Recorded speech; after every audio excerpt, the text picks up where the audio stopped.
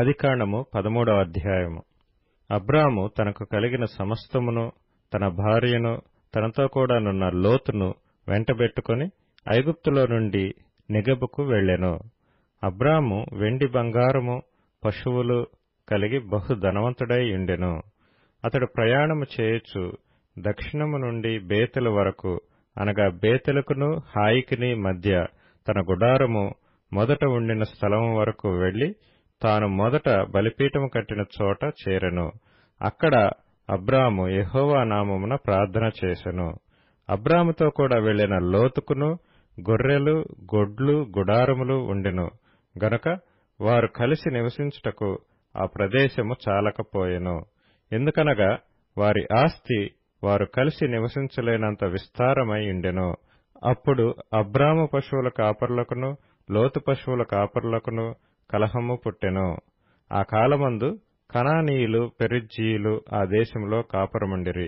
కాబట్టి అబ్రాము, మనము బంధువులము గనుక నాకును నీకును, నా పశువుల కాపరులకును నీ పశువుల కాపరులకును కలహముండకూడదు. ఈ దేశమంతయు నీ ఎదుటనున్నది కదా, దయచేసి నన్ను విడిచి వేరుగా నుండుము. నీవు ఎడమ తట్టునకు వెళ్లిన ఎడల నేను కుడి తట్టుకును, నీవు కుడి తట్టునకు వెళ్లిన ఎడల నేను ఎడమ తట్టునకును వెళ్ళుదునని లోతుతో చెప్పగా, లోతు తన కన్నులెత్తి యొర్దాను ప్రాంతమంతటిని చూచెను.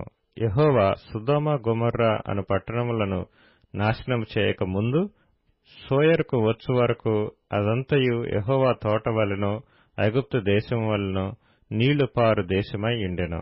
కాబట్టి లోతు తనకు యొర్దాను ప్రాంతమంతటిని ఏర్పరచుకొని తూర్పుగా ప్రయాణం చేసెను. అట్లు వారు ఒకరినొకరు వేరైపోయిరి. అబ్రాము కనానులో నివసించెను. లోతు ఆ మైదానమందున్న పట్టణముల ప్రదేశములలో కాపురముండి సొదొమ దగ్గర తన గుడారము వేసుకొనెను. సొదొమ మనుష్యులు దుష్టులను, యెహోవా దృష్టికి బహు పాపులునై యుండిరి. లోతు అబ్రామును విడిచిపోయిన తరువాత యెహోవా, ఇదిగో నీ కన్నులెత్తి నీవు ఉన్న చోట నుండి ఉత్తరపు తట్టు, దక్షిణపు తట్టు, తూర్పు తట్టు, పడమర తట్టును చూడుము. ఎందుకనగా నీవు చూచుచున్న ఈ దేశమంతటిని నీకును నీ సంతానమునకును సదాకాలము ఇచ్చెదను. మరియు నీ సంతానమును భూమి మీద నుండు రేణువుల వలె విస్తరింపచేసెదను. ఎట్లనగా ఒకడు భూమి మీద నుండు రేణువులను లెక్కింపగలిగిన ఎడల నీ సంతానమును కూడా లెక్కింపవచ్చును. నీవు లేచి ఈ దేశము యొక్క పొడుగున వెడల్పున దానిలో సంచరించుము, అది నీకిచ్చెదనని అబ్రాముతో చెప్పెను.